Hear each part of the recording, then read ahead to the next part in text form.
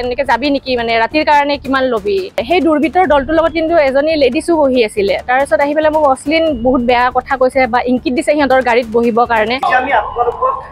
এটা বিশেষ আপডেট দিম আপুনি পুলি সতৰ্কন্ত হৈ পৰিব গুৱাহাটী মহানগৰী তেনেধৰণে এতিয়া একাংশই যুৱতীক অশ্লীল প্ৰস্তাৱ দিয়ে এগৰাকী ভুক্তভোগী যুৱতী তেওঁ নুনমাটি আৰক্ষী কাষলৈ গ'ল আৰু ইয়াৰ পৰৱৰ্তী পৰ্যায়ত আৰক্ষীৰ পৰা কোনো ধৰণৰ সঁহাৰি লাভ নকৰি তেওঁ যিহেতু অভিযোগ উত্থাপন কৰিছে যে আৰক্ষীয়ে কম্প্ৰমাইজৰ আশ্ৰয় লৈছে গতিকে মিলামিছাৰ আশ্ৰয় লোৱা উমান পাই তেওঁ সংবাদ মাধ্যমৰ কাষলৈ আহিছে আৰু তেওঁ অভিযোগ এটাই যে গুৱাহাটী মহানগৰীত তেওঁ একাংশ যুৱকে অশ্লীল ইংগিত দিছে আৰু সেই ইংগিত দিয়াৰ পৰৱৰ্তী পৰ্যায়ত সেই যুৱকসকলৰ বিৰুদ্ধে আৰক্ষী প্ৰশাসনৰ তৰফৰ পৰা যিহেতু গুৱাহাটীৰ স্মাৰ্ট আৰক্ষী বুলি কোৱা হয় সেই স্মাৰ্ট আৰক্ষীয়ে কোনো ধৰণৰ গুৰুত্ব নিদিয়াৰ অভিযোগ উত্থাপন কৰিছে জ্যোতি শিক্ষা গোটাই আপুনি আহিব কিছু কথা পাতিবলৈ চেষ্টা কৰিম যে এগৰাকী ভুক্তভোগী যুৱতী কেনেকুৱা ধৰণৰ ঘটনা হৈছিলে আপোনাৰ লগত কোনদিনাখন হৈছিলে এই সম্পৰ্কে আপুনি আপডেট দিব হয় মোৰ ঘটনাটো যোৱা পৰহি হৈছিলে ৰবিবাৰে মই বজাৰ কৰিব বুলি গণেশগুৰিলৈ ওলাই আহিছিলোঁ মোৰ ঘৰৰ ওচৰত এটা মানে গেৰেজ আছে তো দুখন মানে গাড়ী মোৰ পিছে পিছে আহিছে মানে দুৰ্বৃত্তৰ দল তাতে কিন্তু এজনী লেডিজো আছিলে পাথৰকুৱাৰী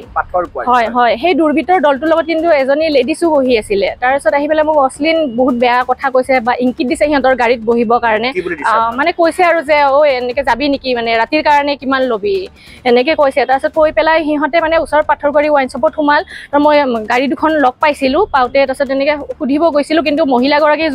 যোনখন গাড়ীত বহি আছিলে সেইখন ৰেড কালাৰ আছিলে চুইপ আছিল আৰু এখন ব্লেক আছিল ফ'ৰ্ডৰ গাড়ী ফ'ৰ ফেষ্টা হয়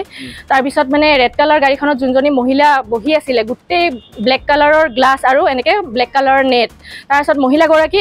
মানে ৱাইন শ্বপত গৈ পেলাই মদ কিনিব গৈছিলে তাৰপিছত মই যেতিয়া সেই মানুহজনক মানে ৰেড কালাৰখনত যোনজন মানুহ আছিলে মই সুধিব গৈছিলোঁ যে মোক ইমান বেয়াকৈ কিয় কৈছে আপুনি এনেকৈ কোন হয় আপুনি এনেকৈ মই চাব বিচাৰিছিলোঁ মানুহজনক তাৰপিছত মানুহজনে মানে মুখখন নেদেখাই উল্টা মোক অপেন চেলেঞ্জ কৰি গৈছে যে একো কৰিব নোৱাৰা পুলিচে একো কৰিব নোৱাৰে মানে সেনেকৈ অপেন চেলেঞ্জ কৰি গৈছে আৰু সময়টো 5:30-6টা মানৰ ভিতৰত আছিলে হয় হয় মই বজাৰ কৰিব বুলি গণেশগুৰিলৈ মানে ওলাই আহিছিলোঁ ঘৰৰ পৰা মানে নহয় নুনমাটি নহয় মোৰ পাথৰকুৱাৰী হয় থানা নুনমাটি পৰে তাৰপিছত মই এনেকৈ ওলাই আহিলোঁ তাৰপিছত মই যেতিয়া মই ধৰিলোঁ মানে সুধিলোঁ তাৰপিছত মাইকীজনী সেই মদৰ দোকানখনৰ পৰা ওলাই আহি মোক বহুত অশ্লীল ব্যৱহাৰ কৰিছে বহুত বেয়াকৈ মানুহ শুনাকৈ গালাজ পাৰিছে তাৰপিছত চব ওচৰৰ মানুহবিলাকো গম পালে দুখন গাড়ীও ধৰিছিলোঁ তাত এখন যোনখন মানে ৰেড কালাৰ চুইপ আছিলে সেইখন গাড়ী মানে মহিলাগৰাকী যোনখনত বহি আছিলে সেইখন পলাই গুচি যায় ধৰিব নোৱাৰিলে কোনোৱে কিন্তু CCTV কেমেৰাত পুৰা ফুটেজ পাব ৱাইন শ্বপত মানে সন্মুখতে ৰখাইছিলে গাড়ীকেইখন ফ'ৰ্ডৰ গাড়ীখন ধৰিছে তাৰপিছত 100 ডাইল কৰিলোঁ মই পুলিচক গতাই দিলোঁ ক'লে যে মই ক'লোঁ যে এখন গাড়ী সেইখন গাড়ীৰ মানে ফুটেজটো পাব ৱাইন শ্বপত গ'লে তাৰপিছত পুলিচে মানে কৈছে তুমি এখন লিখা দিব লাগিব FIR গৈ কিনে সেইদিনাখনেই দিলোঁ তাৰপিছত মানে কোনো ধৰণৰ মানে সেই নকৰিলে আৰু চাব নাহিলে মানে ফুটেজটো চাব নাহিলে আৰু সহায় কৰাৰ উপৰি মানে উল্টা মোক কয় যে এইবিলাক একো অশ্লীল কথা কোৱা একো ডাঙৰ কথা নহয় আজিকালি মানে একো আইনে নাই একো কেছ নহয় এইবিলাক সেনেকৈ কৈ পেলাই গাড়ীখন আজি দি পঠালে মানে ব্লেক কালাৰ যোনখন ফ'ৰ্ডৰ গাড়ী আছিল যোগাযোগ কৰিব চেষ্টা কৰি আছোঁ কিন্তু পাৰা নাই মই ইয়াতে একো সেই মানে ফোনো ৰিচিভ নকৰে একো নকৰে তেনেকুৱা সেইকাৰণে মই আজি মিডিয়াৰ ওচৰত আহিছোঁ হেল্প বিচাৰি পেলাই আৰু দিনৰ পোহৰতে মোক এনেকুৱা কৰিছে আৰু ৰাতি কেনেকৈ ওলাম আজি মোৰ লগত হৈছে কালি বেলেগৰ লগত হ'ব যুৱক আছিলে সেই যুৱক কেইগৰাকীক আপুনি চিনি পাইছে বা আগতে আপোনালোকৰ কিবা সম্পৰ্ক আছে নাই একো সম্পৰ্ক নাই অচিনাকি আছিলে ল'ৰাকেইটা আৰু যোনগৰাকী মহিলা আছিলে মহিলাগৰাকী তাৰে পাথৰকুৱাৰীতে থাকে ৰুদ্ৰাক্ষ কুণ্ড এটা ফ্লেট আছে তাতে থাকে বুলি মই জানিব পাৰিছোঁ তাৰপিছত আৰু সেই ল'ৰাকেইটা মানে এজন সেই মহিলাগৰাকীৰ ভাইটি আছিলে ব্লেক কালাৰত মানে যোনকেইটা দুখন গাড়ীৰ গুৱাহাটীত আপুনি আছে আপুনি আছে আপোনাক এইটো কথা কৈ আছে যে এক ৰাতিত আপুনি কিমান হয় হয় যাবা নেকি আমাৰ লগত যাবা নেকি তুমি এনেকৈ মানে অশ্লীল মানে বহুত বেয়াকৈ কৈছে আৰু মোক হয় হয় হয় হয় হয় হয় হয় কিমান টকা ল'ম এনেকৈ সুধিছে মোক মানে সেই মাইকীগৰাকীয়ে এনেকৈ ইংকিত দিছে আৰু গাড়ীত বহিবৰ কাৰণে ইংকিত দিছে আৰু মই সেইকাৰণে বহা নাই কাৰণে এনেকৈ সিহঁতে গুচি গ'ল মানে ৱাইন শ্বপত সোমাই পেলাই এনেকৈ মহিলাগৰাকী এনেকৈ মদৰ দোকানত মদ চদ কিনিব গৈছে তেতিয়া মই আহি সুধিছোঁ আপোনালোক কোন হয় মোক এনেকৈ অশ্লীল ভাষা ব্যৱহাৰ কিয় কৰিছে এনেকৈ মই যেতিয়া সুধিছোঁ তেতিয়া মোক উল্টা বেয়া ব্যৱহাৰ কৰিছে আৰু মোক উল্টা দম দেখাইছে যে ইয়াৰে মই গুৱাহাটীৰ ডন হয়, আমি একো কৰিব নোৱাৰে পুলিচ প্ৰশাসনে, এনেকৈ কৈছে। আৰু সেইটোৱে হ'ল, আজি গাড়ীখন লৈ গ'ল, এখন গাড়ী লৈ গ'ল আৰু এখন গাড়ী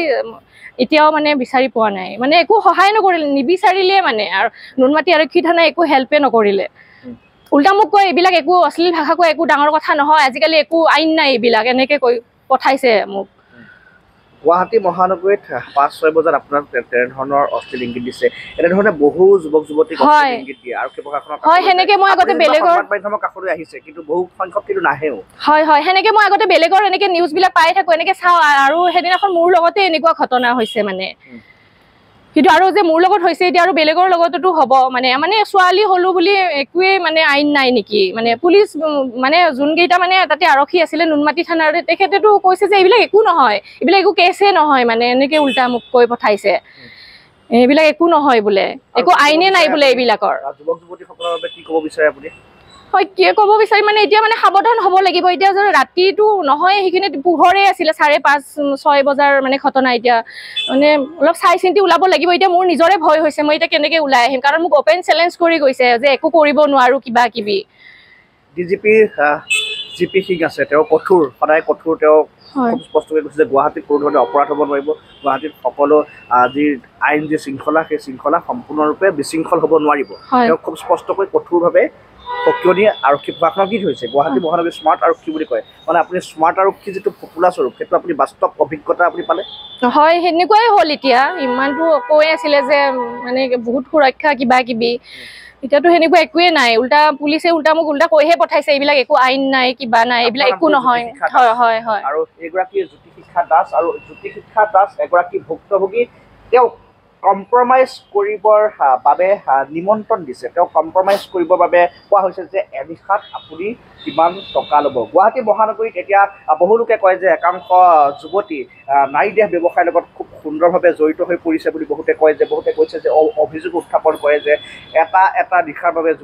যুৱতীসকলক লৈ যায় একাংশ যুৱকে। কিন্তু সকলো যুৱতী একে হ'ব পাৰে জানো? একাংশ যুৱক যুৱতীৰ বাবে একাংশ যুৱক যুৱতীৰ বাবে সকলো কেতিয়াও জগৰীয়া হ'ব নোৱাৰে। কাৰোবাৰ চৰিত্ৰ বেয়া হ'ল বুলি প্ৰতিজনৰে চৰিত্ৰ বেয়া হ'ব নোৱাৰে। কিন্তু ইয়াৰ পাছতে যিহেতু নাৰী সুৰক্ষাৰ প্ৰসংগ লৈ অনা হয়, খুব গুৱাহাটী মহানগৰীত এনেধৰণৰ ঘটনা সংঘটিত হৈছে। আৰক্ষী প্ৰশাসনৰ কাষলৈ ভুক্তভোগী যুৱতীগৰাকী গৈছে, কিন্তু ইয়াৰ পাছতো আৰক্ষী প্ৰশাসনৰ যি ভূমিকা, সেই ভূমিকা সন্দেহজনক বুলি এইগৰাকী ভুক্তভোগীৰ যুৱতীয়ে অভিযোগ উত্থাপন কৰিছে। আৰক্ষী প্ৰশাসনৰ পৰা এই বাতৰি প্ৰচাৰৰ পাছত বা এই সাক্ষাৎকাৰ প্ৰচাৰৰ পাছত কেনেধৰণৰ ব্যৱস্থা গ্ৰহণ কৰে, সেয়া সময়ত বিশেষভাৱে লক্ষণীয় হ'ব। চাই থাকিব ইতিবাচক আপডেটৰ বাবে MMD ফ'কাছ। আৰু যদিহে ফেচবুকত চাই আছে, পেজটো ফ'ল' কৰিব, ইউটিউবত যদি চাই আছে একাউণ্টটো ছাবস্ক্ৰাইব কৰিব।